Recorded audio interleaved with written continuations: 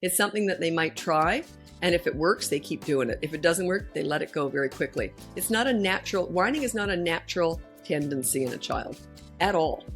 It's a learned behavior. Hello, welcome to BratBusters Parenting Podcast. My name is Lisa. I'm a parenting coach, a mom, and a grandmother. And I'm joined by my daughter, who's also my business partner. And she does all the marketing, all the social media, and all the planning for the business. So this podcast was her idea. So I'm not that clever. I don't come up with ideas at all. Anyway, welcome, Amy. Thank you for having me. You got to not cut yourself down like that. Like all of this business is your idea. No, yeah, but you do all the planning. I guess, well, I've been running it for 17 years. She's only been in it for about a year. So, but still, yeah. Okay. Maybe you know what we should do is I think we've been talking about this. So if you hear a future podcast and we just have a general intro, this might be why, because we keep on doing this. We're like, we should just film an intro. Yeah, because it's the exact same thing every single time. So anyway, that's it. I never know what we're going to be talking about. That's true. And so, yeah. Oh, the reason is that I don't work very well when it's planned. I'm actually really useless at it. I need to be on hot coals. So here we go. Yeah, and she genuinely does not know the topics. I never do. So today is all about whining and whinging. Oh God, I hate talking about that. I know. I hate it. I can't stand it. Yeah, do you want to whine about how much you hate whining? I don't like talking about whining. Okay, do you want to talk a little bit about it? Okay, well, whining and whinging. Whinging is, I don't know if they call it that in England, but in Australia where I raise my kids, they don't have the word whining. They call it whinging. So it's the same thing. Anyway, we all know what that is. And it's squeaky and it's just agony. You know what's funny? I don't mind tantrums, but I can't handle whining. I just can't handle it. Anyway, so yeah, let's just get on with it because it's not even so much in the attitude department. I wouldn't call it bad behavior, and I wouldn't even call it an attitude. It becomes a habit. So we treat it a little bit differently than other things. So we treat it a little bit differently from tantrums and from bad behavior. Tantrums, not bad behavior. So yeah, I don't want to say any more yet. It'll all come flying out once we get going with the questions. So okay. So the first question here is Caitlin from Australia. 3-year-old girl consistently crying and whinging, fake tears, or overly emotional and full of tears over small stuff. So draining. Well, there could be a few different reasons for that. I'm guessing it works. I'm guessing it bothers you and she gets attention or she gets what she wants. Do I want to go on and on about that one? I think we'll just leave it there and make sure that if she is having a scene and she is whinging, she is going on, she is crying over nothing, just say, you're all right. And then just go about your business and see how that goes for now. But yeah, I don't know. I don't really want to go further with that one yet. It'll come out. We'll say more as we go along. Okay. Okay. So Caitlin, just keep listening as well. Well, also because she's only 3. If she was a little bit older, I would deal with it a little bit differently, perhaps. It'll come out as we go along. Yeah, so there are differences depending on the age. A little bit, yeah. She's just 3, so she might not get the next step I go to, but it'll come out. Okay, so if I start whining to you, you'd handle it differently than if I were 3? I'd just kick you out, although we work together, so yeah. You kids never whined. I don't remember that. If you did, I would have addressed that right away because I can't stand it. Anyway, I will tell you what you do. You just say to them, look, when you talk like this, I will not be answering you, okay? But if you ask nicely, I will answer you, but the answer may still be no. So that just addresses the whining. And also, it's such a habit, they don't even know they're doing it half the time. So I would have a little signal and show her, like if I pull my ear like this, it means you're whining. So whenever I pull my ear, I'm not going to say anything. I'm just going to let you know you are whining and I'm not going to answer you, okay? And yeah, that's how you deal with that basically. And the answer may still be no, though. So even though you're going to answer them, you still may say no to whatever they want. As far as all the crying, it says to me that stuff works. If she's overly emotional and having a fit over everything, it says to me you're not a leader. Because once you're a leader, they just stop all that stuff because they know it's never going to work. So yeah, make sure all the emotional scenes are not working in any way. So if she has a scene over not getting something, make sure that she does not get that for sure. Don't give it to her just to stop the scene. Do you find that some kids just have more of a tendency to? Of course. We're all born, some are really level. You were very level-headed. Your brother had tantrums. But you always were able to reason things through. You were born that way for sure. And I think I was I was very emotional as a child, evidently, more so. But as a baby, and then I didn't tend to cry. Mom said you never tantrumed or cried or anything. So I was probably more like you then. But right through your whole life, you've been very level-headed. We're definitely born with an emotional barometer. Like we're more inclined to have a fit, we're more inclined to cry, we're more inclined, and others just aren't. I think those are the people that have a more of an ability to reason. They think more with their head rather than their heart. When you think with your heart, it can be great too, but it can also lead to a lot of emotions. So it is kind of your job to teach your kids, it's fine to lead with your heart. But you also got to throw some head in there too and think things through. But she's, they're really little at this age, 3, 4, 5 years old. They're still really little. Yeah. And there's pros and cons to both, I think, with leading to the head and the heart. Absolutely. I know with you, I can always tell when something's bothering you, but she won't come out with it till maybe a day or two later. Okay, what was bothering me is, like, oh, you may not have noticed, but something was bothering me. But she always has to think it through before she discusses it. So it's because she's always reasoning. It's just her personality. I'm not. I come flying out with all my feelings right away, way too fast. I'm ridiculous. I've got to learn some control. But yeah, I tend to fly out with all my feelings, all my emotions. But yeah, you're not like that at all. You're very controlled. So I admire that. As I'm sure you admire my no. No, I do. I tend to be. I tend to not let people know how I feel as much. She holds it back, and I can always tell. But I know enough not to push because I know she'll tell me when she's ready. But yeah, you're always you don't want to burden people either. She's very thoughtful that way. So I'm not. I'm like, this is what I'm thinking. Suck it up and listen. Yeah, but you don't want to know what goes on inside my head. No, I know. No, we do talk about everything, but we're very different, for sure. But yeah, you're just born a certain way, right? Yeah. Okay, I think we'll get into the next question. So Tally from the United Kingdom. My 5-year-old boy runs to me whining every time his younger sister or older cousin does something he doesn't like. I think he wants to be the victim and looks for consoling. How to get him to toughen up and just face it with them. He's 5. I would just say go play on your own then. Those perennial victims, they tend to keep putting themselves in positions where they're going to be victimized. I would say, I don't want you running to me all the time. You go play on your own over there. And and say, if they're mean to you, then just don't play with them. You watch him. He'll keep coming back and crying and say, I'm not going to listen to it. I told you to play over there. So you're kind of calling his bluff. Like he kind of wants that. He's feeding off of it. So yeah, just don't give him any attention for it. Say, yeah, it's too bad they did that to you. So you go play over there from now on. And if he doesn't, that's on him. He'll learn. Okay. He'll have to. If he wants to play with them, he'll either stop whining when they do bother him, or he'll just play on his own for a while. Okay. Next question is Jordan from the United States. Age 4, tattling on brother constantly. Runs to me every time crying and whining. I don't know what to do. Well, is this the younger sibling? Is there any, who are they? What's the age of the other one? Because that would help if I knew. Let's say the little one's older. Usually it's an older one they're tattling on. Not always, but let's just say it is an older one. I would just say, you're not the parent, I am. So if you keep tattling, you're going to get in trouble too, unless it's something really important. So there'd be a consequence for you. And then he's 4, right? He's 4. Okay, I would say if you keep tattling and if it's nothing important, you will get a consequence and your brother won't. Do you understand? He's not going to get it right away, but he will eventually understand.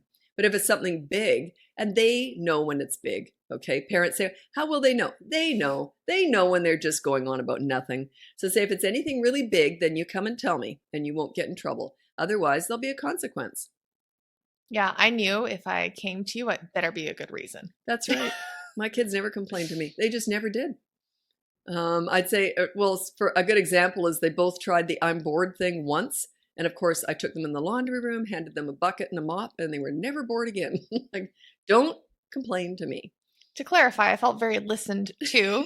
I just want to make that clear, but I knew if I was going to go whining to mom, I better have a reason to whine. You better have and I listened because I knew she wouldn't have whined to me unless it was something big. So yeah, but you wouldn't have bothered me with something silly at all. I think it was probably, maybe I whined about like the Halloween candy when my brother and I divvied it up. Well, what was funny about that was, I found this out years later, I think it was. He said, yeah, I'll never forget the time he convinced her that her tiny little bite-sized Snickers or Kit Kat, whatever, was the prize. That was the best. Or no, she had a big one, a big Mars bar, but he had a tiny thing. So he convinced her that his tiny one was way better. So she switched. She had a giant family-sized chocolate bar that he traded for this tiny little bite-sized thing. And I couldn't remember that. I didn't know but you came to me and you said, look, Sean gave me this, this beautiful thing. And I went, but I didn't know what she'd traded. I didn't know what she'd given away. So then it was years later, he said, oh, you didn't know the backstory to that. By the way, it wasn't that she was stupid. She was just 5 years younger. Well, a little. Oh, it's great. It's okay. We can't have it all, I guess. Yeah, you can. You can. You did. Okay, Alicia from the United States. My son, who just turned 3, whines and says he can't do it or needs help whenever we ask him to do something, or if he is just playing on his own. It is with things he knows how to do or can figure out. How do I get him to stop whining and throwing a fit?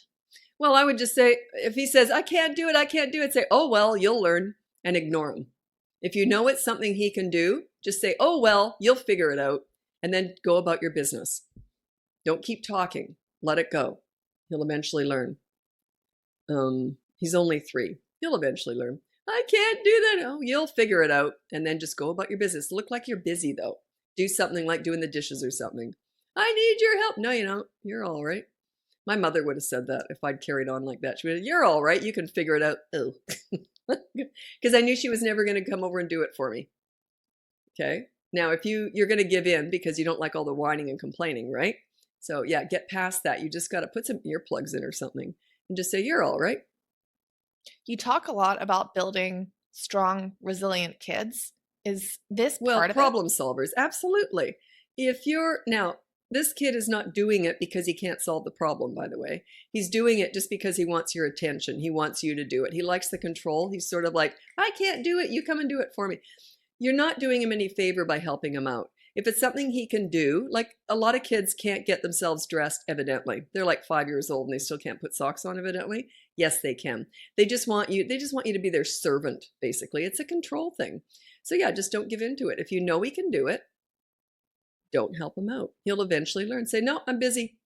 And then let him have a fit. Everyone's trying to avoid the fit. Because even then, she said, then he has a scene. So the scene, the fit, the meltdown, the tantrum is the lesson. Don't be afraid of facing that. Don't be afraid of walking right into that. I love those fits and scenes and meltdowns and tantrums. That's my opportunity to exercise my leadership. Because I know the bigger the scene, the bigger the lesson. So let him have a huge scene because you didn't help him, I don't know, pull on the sock or something. That's okay. Let him have that scene. You're busy doing the dishes or something. Don't keep looking at him. Don't keep talking to him. Just do what you got to do and let him figure it out. Let him figure out that you're not going to do everything for him. You are not his servant. Yeah, because I'm just thinking down the road, if you, as a parent, again, I have no kids, so like I can't speak from experience, but I would imagine if parents give in to whining all the time, when those kids go out to go work at a job, I can't imagine the boss responding well to the whining. Well, they usually only do it with parents. It's not something they usually do with other people because they know other people would look at them like they're nuts, right? So yeah, they don't tend to do it with other people as they grow up.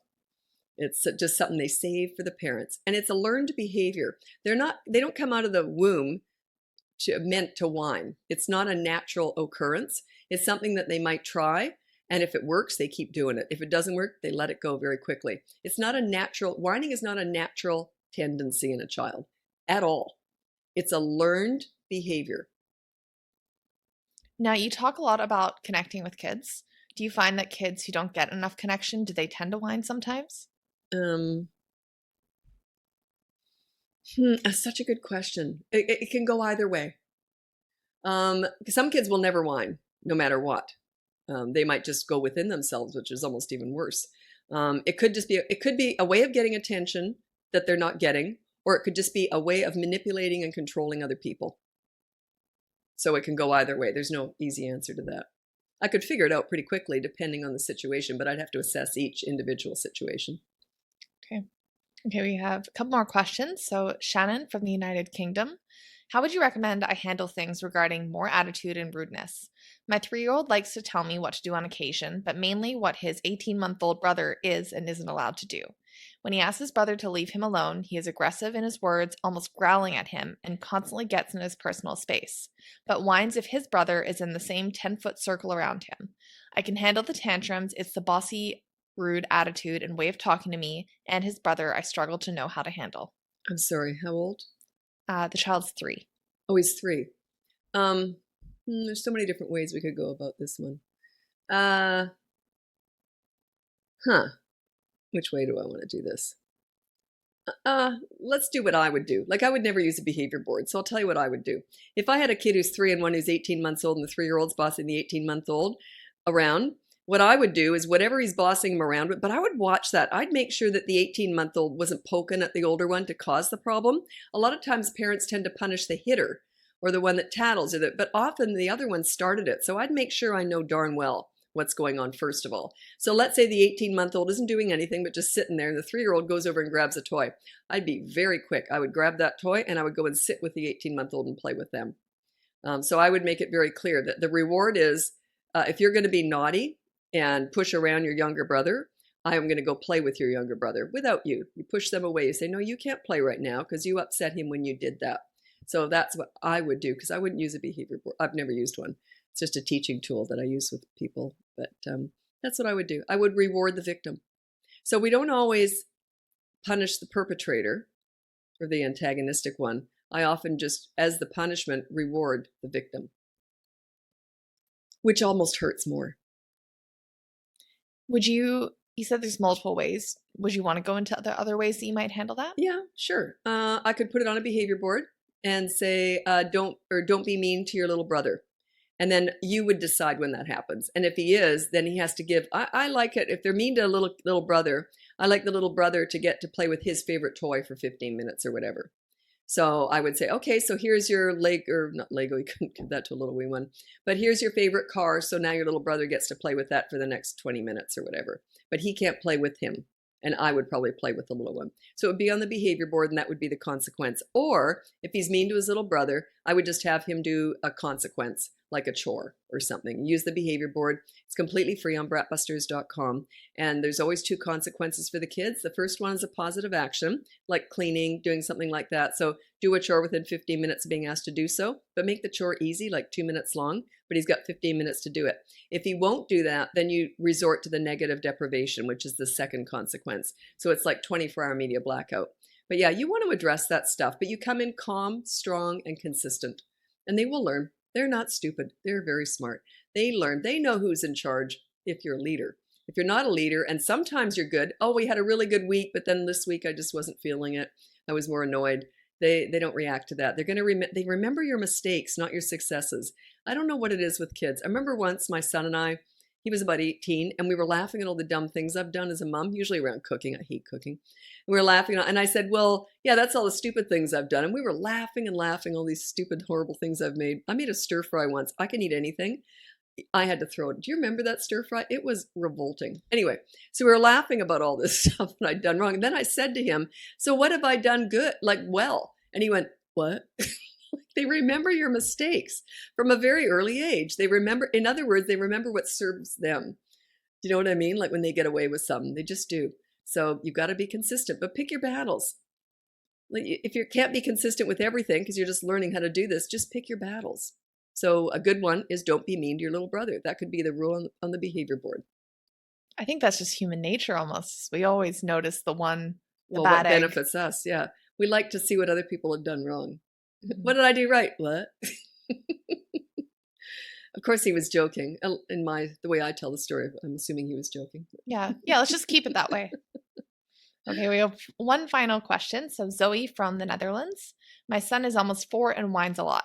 We have started using the behavior board to address yelling, which he also does when he doesn't get his own way or is fighting a transition from one activity to the other. We are still struggling with whining and wondering what we can best do to stop it. I understand it is not behavior to put on the behavior board, but more of an attitude issue. Can't put yelling on there either. That's in the attitude department. So it's never going to work. Yeah, you can't put whining on the behavior board either. They're both in the attitude sort of habit department.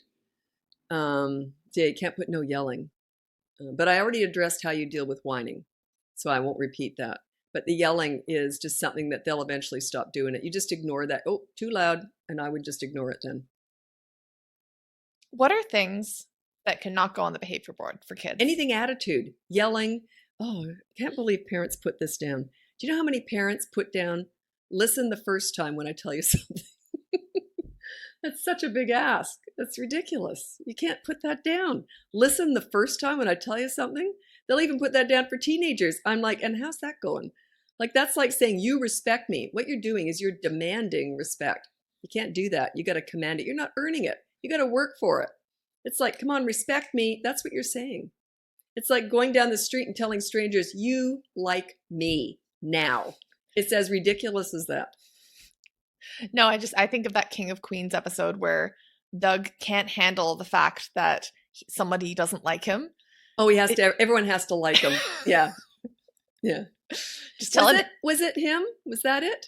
King of Queens? I think it was. Maybe. It sounds like something he would have done, but there's been lots of shows like that where someone just has to be liked by everybody, which is impossible because you don't like everybody. Why would you expect everyone to like you? It's a chemistry thing. We either get along with people or we don't. But yeah, it's just too big of an ask. It doesn't make any sense because really every time you say, no yelling at me, no being mean to me, no yelling, no screaming, no crying.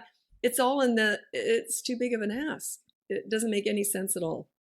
So now I think you should clarify because you do think that parents should have no yelling as their rule. Yeah, because you're a grown up. You got to take the high road.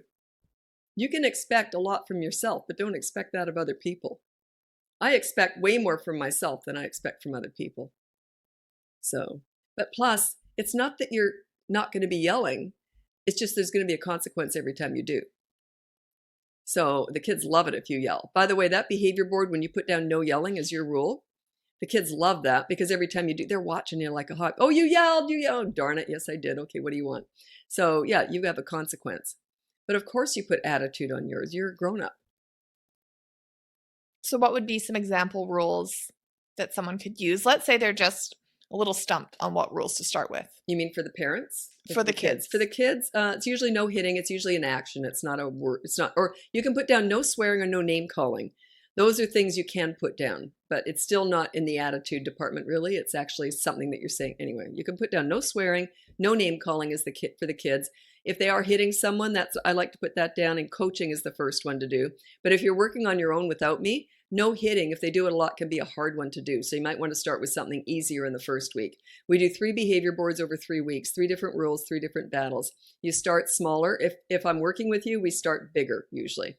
And then, because if you mess it up, which you will, you mess it up, I know how to use that to our advantage. But if you're doing the behavior board on your own, start small, start easy. So put your dirty clothes in the hamper and nowhere else. Don't leave toothpaste in the sink after you leave the bathroom. Put your shoes in the cubby within 5 minutes of arriving home. See how specific I am? It's not just put your dirty clothes in the hamper. It's put your dirty clothes in the hamper and nowhere else. So they can't lay on the floor all day and then go in the hamper at midnight. See what I'm saying? Has to be very specific. Put your shoes in the cubby within 5 minutes of arriving home. You're using a timer. Not just put your shoes in the cubby. You don't just come home, go and eat, watch TV, and then put your shoes in the cubby. It's got to be within 5 minutes of arriving home. So stuff like that. Very actionable, something that you can really catch. Because a lot of stuff you can't always catch. But yeah. And I put down no lying is another good one. And then you put down, if they're lying, you put down, I'll decide when that's happened. Okay, there's a way around that too. But anyway, yeah. Usually do something like clean up after themselves is really good. I think just from the comments and what I've heard parents say to you is, I think fear of putting something so small, like let's say, shoes in the cubby, is they're like, well, I don't really, that's not really the big issue. But I think what you're saying is that it's about building that momentum. Well, how on earth are you going to handle the big kahuna stuff? You got to start small. The behavior board's a teaching tool. I would never use one. It's a teaching tool. You're learning how to do this. So you start small, start with something manageable that you can follow through on. If you start with the big stuff, you're going to crash and burn. Whenever I'm working with parents of teenagers, I always tell them the first session, or maybe even the first 2 sessions, is really just for me. What I'm doing is we're setting up a behavior board. We call it an accountability chart with teenagers. And I'm figuring out the dynamics in your family by you reporting back to me how it's going. So think of it that way. You're testing yourself. Am I good at following through? Am I consistent? How often do I really yell? You're going to learn a lot about yourself and your kids. So don't worry about what's on there. Worry about, are you consistent? Can you follow through? Are you trustworthy enough to make it happen, to make the behavior board work? So that's why we start small. I guess it would be like trying to make a homemade lasagna if you can't even do SpaghettiOs. Well, you don't make SpaghettiOs. You just open up a can. I know. I guess that's pretty rudimentary, isn't it? Yeah, exactly. You can't even open up a can of SpaghettiOs. Yeah, exactly. It's funny that you use food as your example. I hate cooking, so I don't use food as an example. Oh, I would use food all day. Every day. I know. She loves to cook. Okay, so let's talk about lasagna now. No, thanks. Okay, that was actually the end of the questions. Do you have anything else you want to add? No, I don't. Other than whining is something that you've taught them to do. It means it works. They don't whine unless the parents give into it. There has to be a payback for whining. Kids will only do what works, especially past the age of 3.5, 4. They only do what works. If they're whining, it means that you're feeding it. Otherwise, they ain't going to do it. They don't do what doesn't work. If they never get attention when they whine, they're not going to whine. It doesn't make any sense. Kids make sense to me.